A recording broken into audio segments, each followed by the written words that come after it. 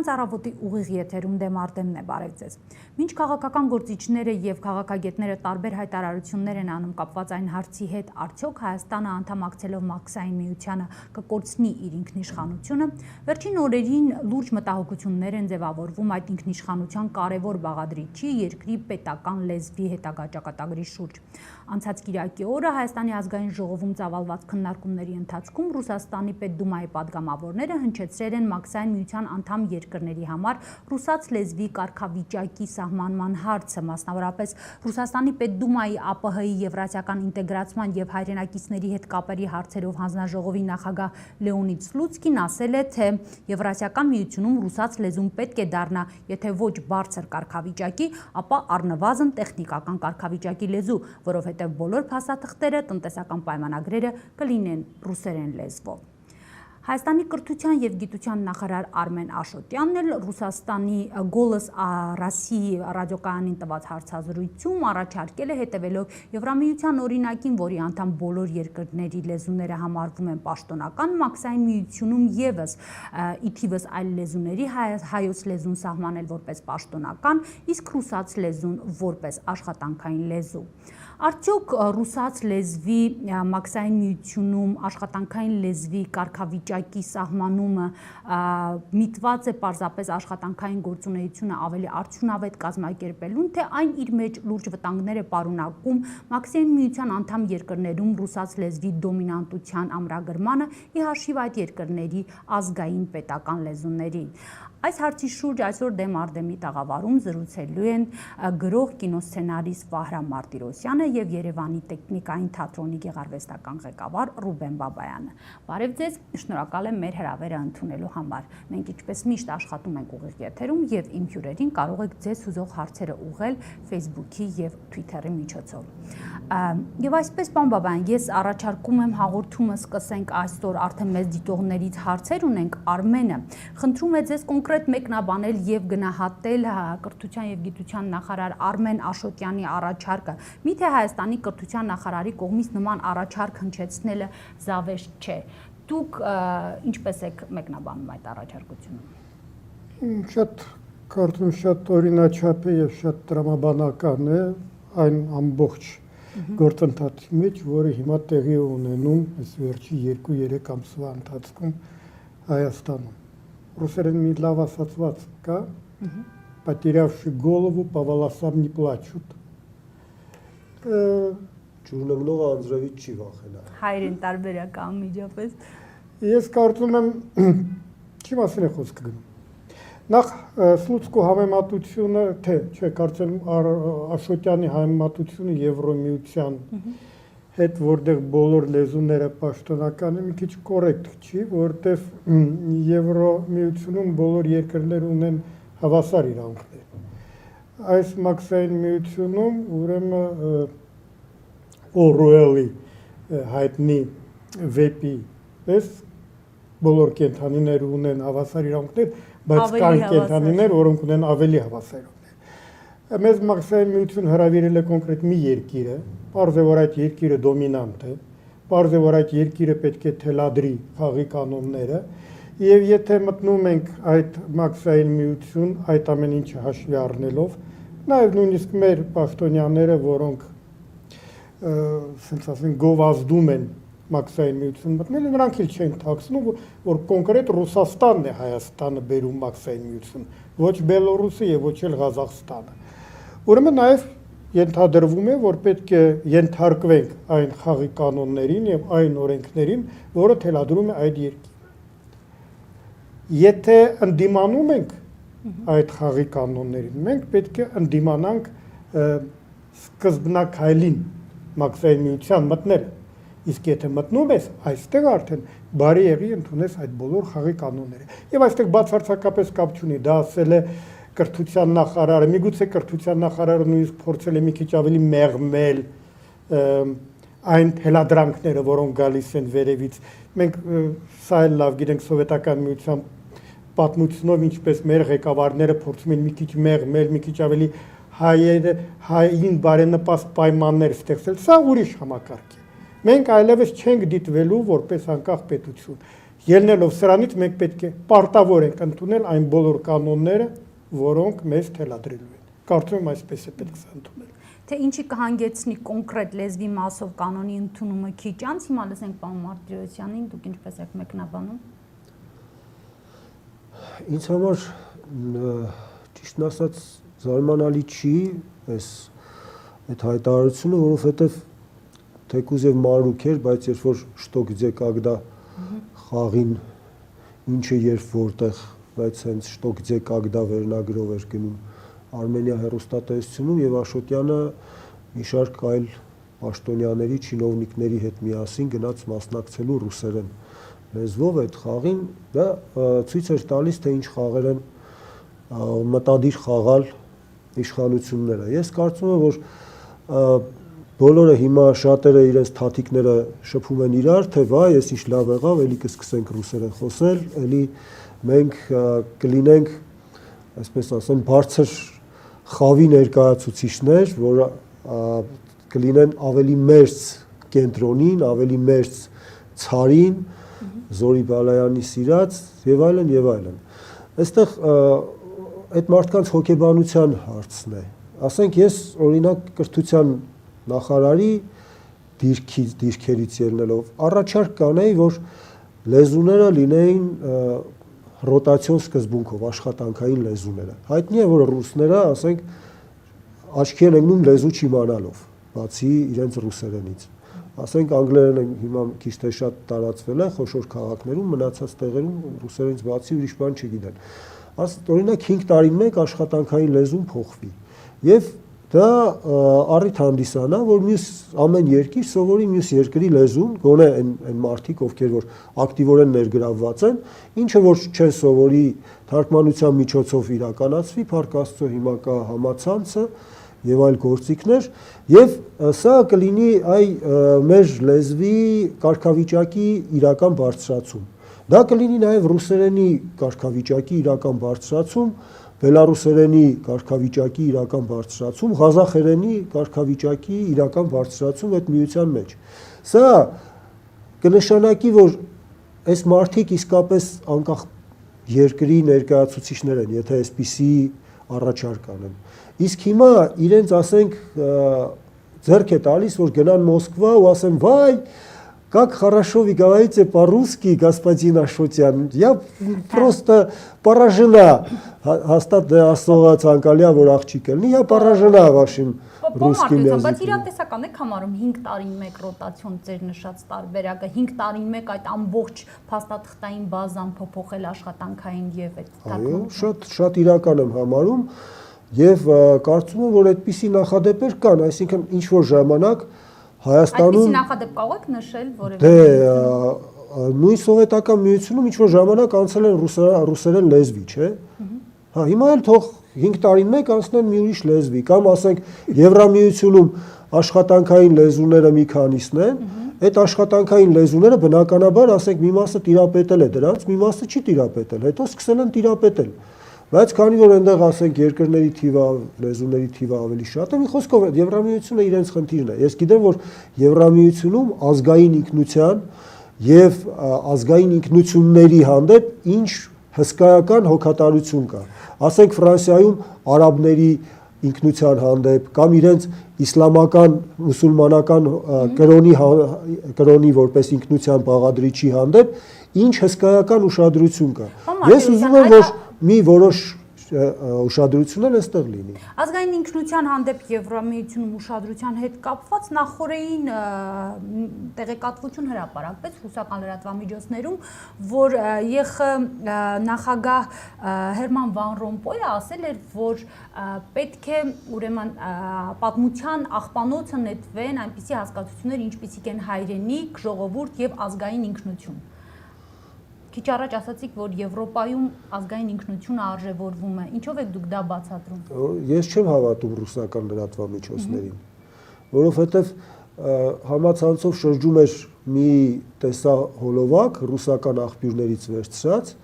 որը Նորվեգիայի մասին էր։ Եվ իմ գործընկերներից էլ մի քանիսը մեդիանախաձեռնությունների կենտրոնից ինձ ասացին, որ վայ նայի, տես ինչա կատարվում Նորվեգիայում, որտեղ մոտավորապես այնպես էր, որ բոլորը հոմոսեքսուալ են, համասեռական են եւ շատ փոքր տոկոս են կազմում արդեն ոչ համասեռականները եւ այսպիսի տեղեկատվություն տոկոսներով ամրապնդված։ Հետո ես չզլացա եւ մի քիչ հետազոտեցի, պարզվեց, որ այդ տեղեկությունների 99%-ը սուտ էր։ Եվ ռուսական վերջին բանը, որ թարմ ասեմ, որ 3 չնայեցի, բայց ծրագրում տեսա,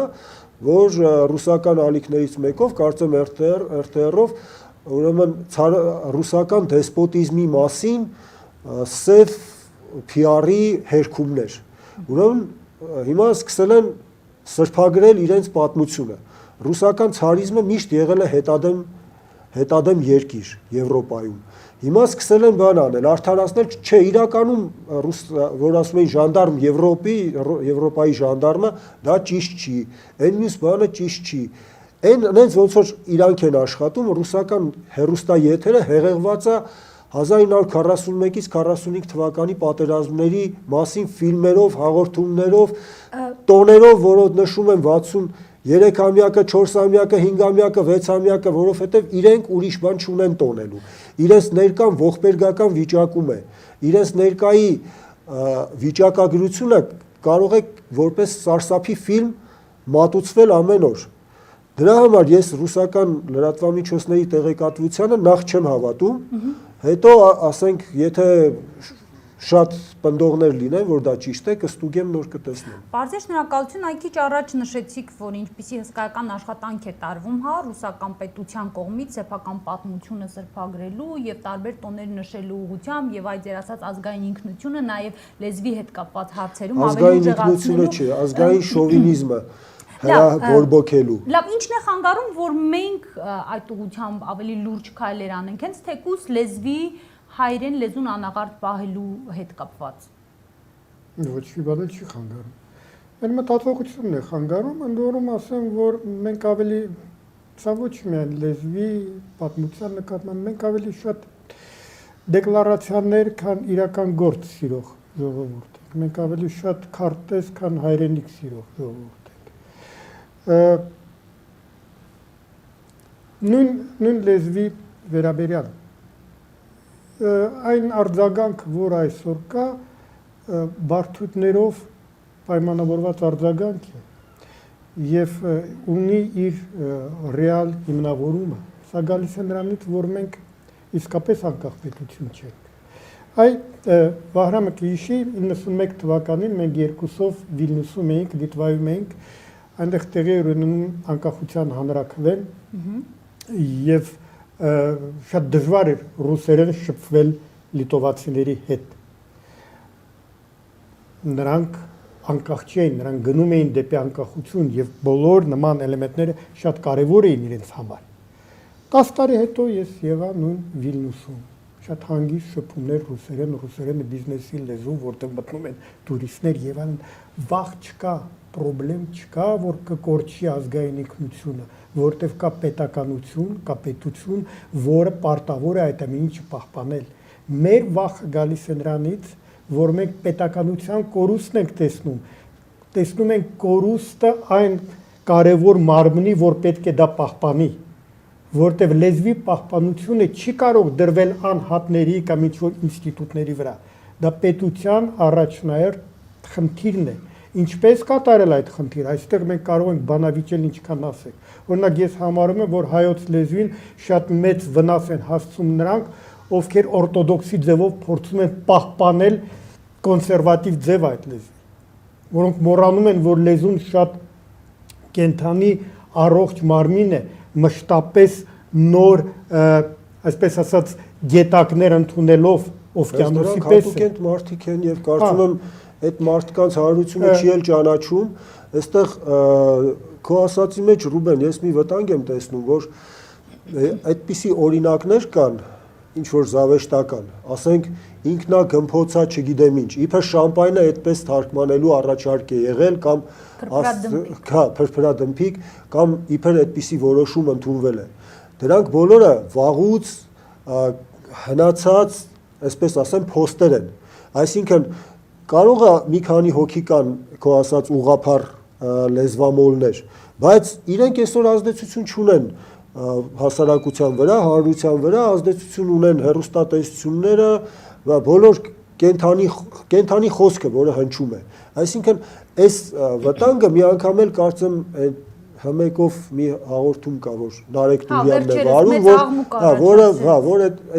որը ծաղր էր։ Այսինքն այդ օրինակները բերելով մենք կարծես թե շեղվում ենք, էլի, որովհետև դրանք Արամ, ես նման օրինակներ չբերեցի։ Ես կարող եմ բերել շատ նորմալ օգտագործող օրինակ։ Օթան նավակայան։ Եվ բերեմ օգտագործող գնում ենք аэропорт։ Օթան նավակայանը բարդ բառ է։ Անիմաստ բառ է։ Եթե մենք փորձում ենք, նույնիսկ եթե մենք ուզում ենք անպայման հայկական արմատները պահպանել, մենք կարող ենք պարզապես ասել օթակայան։ Հասկանում ես, խոսքը գնում է նրա մասին, որ սրանով այս սրա մասին է խոսքը։ Եվ շատ բառեր կան, որ օրինակ հայերենում ավելի կարճ եւ սահուն են, բայց թե ասենք ուրիշ ժողովուրդներ չեն ասում, եկեք հայերեն բառերը օգտագործենք։ Դա ավանդույթի մենք հարստանում ենք դրանով։ Ավանդույթի խնդիր է։ Ես խոսքս նրա մասին է, որ լեզուն 15 տարի առաջ համակարգիչ բառը որ օգտագործում էր, ծիծաղում էին վրան, բայց այսօր համակարգիչը արդեն համարյա սովորական է, չէ՞ դարձել։ Խոսքս նրա մասին է, որ լեզուն շատ կենթանի է։ Մի քանի տարի առաջ ես խոսել էի Լոնդոնից եկել էր Շեքսպիրյան թատրոնի դերասան, այդ շատ մի հետաքրքիր բան ասաց։ Պարզվում է ամեն տարի Շեքսպիրը թարգմանվում է անգլերեն։ Հին անգլերենից թարգմանվում է նոր անգլերենի։ Ասենք թե Սխալների կատակերգություն հայտնի պիեսը Շեքսպիրի, որը ժամանակին կոչվում է Comedy of Mistakes, հիմա կոչվում է Comedy of Errors։ Ավելի օգտագործվող բառեր են։ Սրա մասին է խոսքը, սա չի նշանակում, որ անգլիացիները ավելի քիչ են մտածում իրենց լեզվի պահպանության մասին։ Ես կարծում եմ, որ մեր լեզվի պահպանությունը սա մեծագույն խնդիրն է, մեծագույն խնդիրն է։ Բայց լեզվի հանդեպ պետք է շատ նուրբ վերաբերմունք ունենալ, շատ նուրբ։ Ինչպես անել, որ լեզուն եւ պահպանես, եւ չախտոտես, եւ չկոնսերվացնես։ Ամենաբարդ հարցը։ Իմ ասածը սա էր, որ եթե կան այդպիսի մաքրամոլներ, հա, ինչ որ կոչվում է մաքրամոլություն, չէ, լեզվական մաքրամոլություն, դա չի նշանակում, որ մենք պետք է իրենց հարցը քննարկենք։ Իրենց հարցը բնավ հրատապ չի։ Հրատապ է, որ օրինակ Հայաստանի կառավարությունը չի մտածում, որ համակարգիչներ ներմուծողների առաջ պահանջ դնի, որ ստեղնաշարը լինի հայերեն, որովհետև դա աննորմալություն է, երբ որ մարդը նայում է լատինատառին կամ ռուսատառին եւ տպում է հայերեն։ Դա գլխի մեջ առաջացնում է խառնաշփոթ։ Եվ իհարկե դա այդ լեզուների, այդ այբուբենների քարոզչություն է, որովհետեւ իրենք իրենց էությամբ գաղութացված մարդիկ են։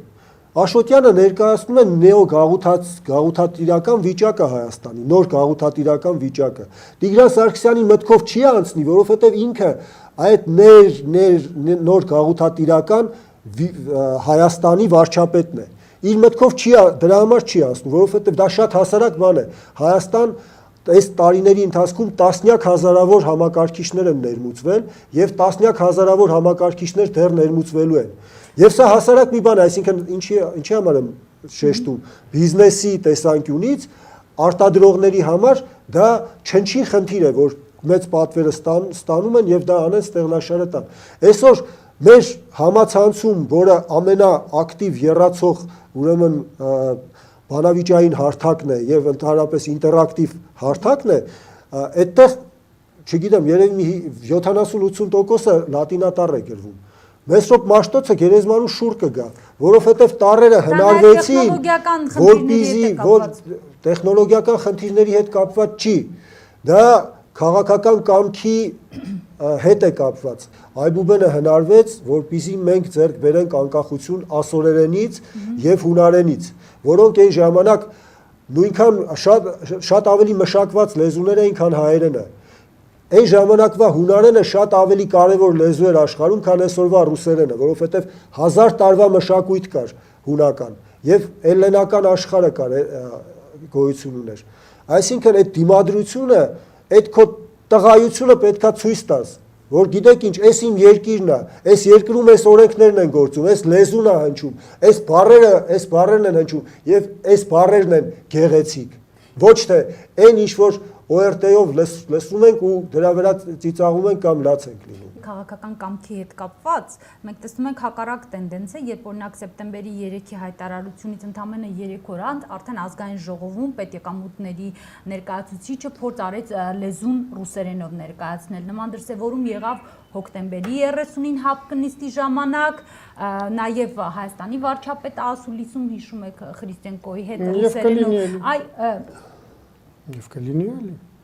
Այս իրավիճակում, երբ նման մոտեցում է եւ նաեւ հնչում են նման առաջարկներ, դուք իրոք մտահոգություն չունեք, որ եթե նույնիսկ աշխատանքները օպտիմալ կազմակերպելու համար լինի ռուսերենը մաքսային միության անդամ երկրների համար աշխատանքային լեզու, դա չի արվի կոնկրետ Հայաստանում հայոց լեզվի հաշվին։ Եթե Հայաստանը լիներ իսկապես անկախ երկիր, իր բոլոր ատրիբուտներով, ինքնուրույն որոշում կայացնելով, Բայց Բրիտանիան որոշում է կայացրել ու Շենգենյան գոտի չի մտնում, Եվրո չի ընդունում, դա չի նշանակում, որ նա եվրոպական արժեքների դեմ է։ Նա գտնում է նպատակահարմար այդ ձևի որոշում կայացնել։ Ֆրանսիան որոշում է կայացնել մտնում է, ելի իր ազգային շահերից ելնելով, սա իրենց գործն է։ Եթե մեր որոշումը այդպիսին լիներ, այդ աշխատանքային լեզուն մեզ չէր խանգարի։ Ես շատ լավ հասկանում եմ Վահրամի մտահոգությունը եւ շատ շատերի։ Այդ մտահոգությունը գալիս է դառը փորձից ելնելով, սովետական անցյալից ելնելով։ Ինչքան էլ մենք չգրեինք, որ սովետական Հայաստան Հանրապետություն իր սահմանադրություն ամենամեծ ասիմիլյացիայի ենթարկվում էին հայերը սենց սովետական Հայաստանում։ Եթե դուք նայեք հիմա այս երիտասարդական խաղերը, երբ որ Սփյուռքից գալիս են արաբական երկրներից, Պարսկաստանից, Եվրոպայից, Ամերիկայից, նկատեք,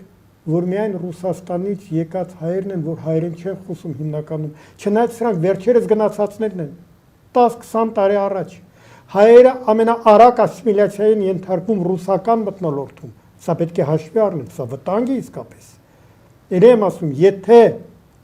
անկախության ատրիբուտները պահպանվեր ամբողջովին, աշխատանքային լեզու, ես ինքս ունիմայի անդամ եմ միջազգային տեխնիկային գործիչների միության, այնտեղ կա երկու աշխատանքային լեզու, անգլերեն եւ ֆրանսերեն, ընդ որում անգլերենը վերջի 10 տարվա ընթացքում է դարձել աշխատանքային։ ՄԱԿ-ում, եթե չեմ սխալվում, կա 6 աշխատանքային լեզու։ Պարզ է, որ ինչ որ աշխատանքային լեզվով պետք է աշխատեն նույն մաքսային միությունում։ Ուրիշ հարց է մաքսային միությունում պատրաստվում են աշխատել թե ոչ, ինչ լեզու պետք է օգտագործեն, բայց եթե դա լինելու է, դա իհարկե պետք է լինի ռուսերեն, ինչ ուզում եք ասեք, Ղազախստանում բնակչության հիմնական մեծամասնությունը խոսում է ռուսերեն, նույն ղազախները, Բելոռուսում պրեզիդենտից սկսած մինչև վերջին հավաքարարը խոսում են ռուսերեն, ել չեմ ասում Ռուսաստանում, Հայաստանը այս միության մեջ պետք է թելադրիլ պայմանները, իհարկե ոչ։ Պարոն Մարտիրոսյան, հենց այս խնդրի այս կողմին եթե գանք, Ղազախստանում կարծեմ նաև երկրորդ պաշտոնական լեզու է ռուսերենը հայտարարված, այսինքն մենք Բելառուսի դեպքում էլ խնդիրը չկա, Հայաստանը կկարողանա ձեր գնահատմամբ այս իրավիճակում իր լեզվական իրավունքները այսպես պահել։ Ղազախստանի հյուսիսում մեծ ռուսաբնակ հատված կա, մասնավորապես Պետրոպավլովսկ քաղաքը, որտեղ կարծեմ ղազախական բնակչությունը մի 5-10% է հազիվ մեծ քաղաք է եւ ընդհանրապես Ղազախստանի հյուսիսը, այսինքն այստեղ էլ համեմատելուց պետք է մենք իմանանք ինչը ինչի հետ ենք համեմատում։ Մյուս բանը թե կարողանանք թե չենք կարողանա։ Այս իշխանությունը չի կարողանալու։ Այսինքն իրենց մտածողությամբ իրենք մարսպանական համակարգը իրենց համար կատարյալ կլինի։ Իրենք պատրաստ չեն, իրենք այդ սովետական կարիերիստների տիպն են, որոնք որ կոմսոմոլ կարիերիստների, որոնց որ պետք է մի սանդղակ տրվի կարիերա անելու եւ այդ կարիերան անեն եւ ցանկալի է որ վերևներում լինի, Մոսկվայում լինի կենտրոնը, Պապան, հա, այդ եւ իրենք այդ համակարգում ուրեմն այստեղ այդ շուքի տակ իրենք ինչ որ իրենց խաղերը տան։ Այս իշխանությունը, ասենք հիմա լեզվի խնդիրն է քննարկվում, 265,000 մարդ է արտագաղթել Հայաստանից 1 տարվա ընթացքում։ Դա Հայաստանի բնակչության 10%-ն է։ Ոչ մի նշան չկա, որ այդ ցուցանիշը կնվազի, ոչ մի արգելակող, խանգարող հանգամանք չկա։ Դա նշանակում է, որ 10 տարվա ընթացքում Հայաստանը կարող է դատարկվել։ Այսինքն, այս իշխանությունը այսպիսի ձախողման համար, հայրենիքին հասցրած այս վնասի համար, օր առաջ պետք է հրաժարական տա, որը ինքը չի անելու։ Այսինքն այս իշխանությունը ստեղծել է մի իրավիճակ, որ բոլոր միջոցներով պետք է իրեն հեռացնել։ Դրա համար այստեղ իրենցից սպասել, որ իրենք մեր լեզուն կպաշտպանեն, իրենք մեր ինքնությունը կպաշտպանեն, իրենք մեր շահերը պաշտպանելու մի եղանակ ունեն, որ հեռանան եւ հնարավորություն լինի անցկացնել արդար ընտրություններ։ Այնուամենայնիվ, եթե դա տեղի չունենա, մի քանի տարի հետո ինչ է կարծում, ինչպիսին կլինի վիճակը մեր երկրում լեզվի առումով։ Ես ինչ որտեղ լավատես եմ, հիմա կփորձեմ ասել։ Ինքը իհարկե օբյեկտիվորեն տենդենսը գնում է նրան, որ պետք է վերականգնվեն բոլոր այն սովետական ատրիբուտները, հա, որոնք այն ռուսական դպրոցներ, տեխնիկական լեզուն, որ ասում եք այդ ամեն ինչը։ Բայց նույն գետը երկու անգամ մտնել չի լինի, հաստատ։ Եվ մարդիկ առավել եւս երիտասարդ սերունդը, որը արդեն անկախության շունչը առել է,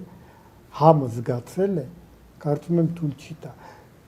Մենք ցավոք սրտի բաց ենք թողում շատ կարևոր ժամանակի պայր, բայց ինչքան էլ գերհզոր տերություն Ռուսաստանը փորձի մի քիչ գրական լեզվով խոսեմ, պատմության անիվը հետ պտտել չի ստացվում։ Կոտրվում է այդ անիվը, չի աշխատում այդ անիվը, ժամանակ անցել է։ Ցավոք սրտի մենք էլ ենք կոտրվում, մենք էլ ենք ժամանակ կորցնում ամեն ինչի մեջ, բայց միևնույն է, ես հաստատ համոզված եմ, որ իմ երեխան այս տեսակ երկրում չի ապրի։ Եվ դրա համար ես էլ պետք է որևէ բաներ անեմ։ Լավ, երեխաների հետ կապված մեծ դիտողներից Աստղիկը այսպիսի մեկնաբանություն հարց է ուղղել, ասում է, իսկ դուք ինչ եք կարծում, եթե նախագահի Սերժ Սարգսյանի թոռը հաճախում է ռուսական մանկապարտեզ եւ մեծանում է ռուսական երգերի տակ ու ռուսական հեքիաթներով դասյարակվելու, ինչու եք զարմանում, ամեն բան գնում է իր տրամաբանական հունով։ Ահա ասվածի շուտ։ Չեմ զարմանում, այո, իսկապես գնում է տրամաբանական հունով, դա մի ամբողջություն է։ Այդ մարդիկ իրանց հոգեբանությամբ գաղութային ճորտության կրողներ են եւ իրանց քայլերն էլ այդ իմաստով ես համարում եմ այո բնական։ Ես համաձայն եմ Ռուբենի հետ, որ ըստ էության ինչ որ բաներ կան, որ մենք ամոթով կմնանք, որովհետեւ այդ մարդիկ ներկայացնում են Հայաստանը։ Այսինքն չեն ասում թե Սերժ Սարգսյանը կամ Աշոտյանը դրսում, ասում են հայերը։ Ես կարծում եմ, որ այս մաքսային միությունը ձախողվելու է,